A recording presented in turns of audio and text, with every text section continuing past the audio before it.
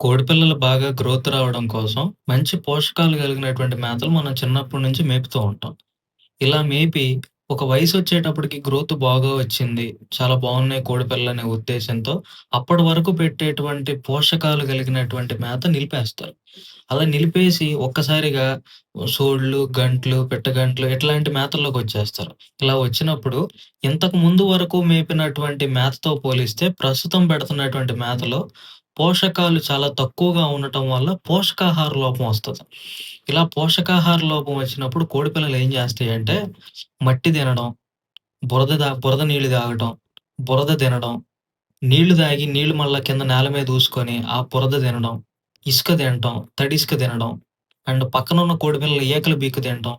ఇలాగ మనం 4 నెలలు నుంచి 6 నెలలు, 7 నెలలు మధ్య వయసు కాలంలో పుంజు పిల్లల్లో ఎక్కువగా చూస్తూ ఉంటాం ఈ ఇష్యూ అనేది. ఇలా రావడానికి మనం పెట్టేటువంటి పోషకాహారం లోపమే కారణం.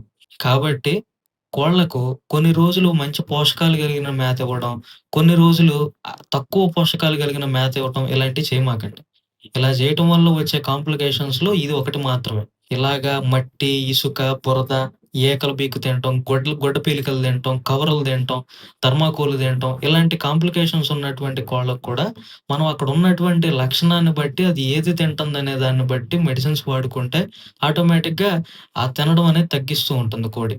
ఇలాంటి మరికొంత ఇన్ఫర్మేషన్ తెలుసుకోవాలనుకున్నా, లేదా మీ కోళ్ళకేదైనా అనారోగ్య సమస్యలొచ్చినప్పుడు ట్రీట్‌మెంట్ కోసం కాంటాక్ట్ అవ్వాలన్నా గానీ, పైన డిస్‌ప్లేలో ఉన్న వాట్సాప్ నంబర్ ద్వారా కాంటాక్ట్ అవ్వచ్చు.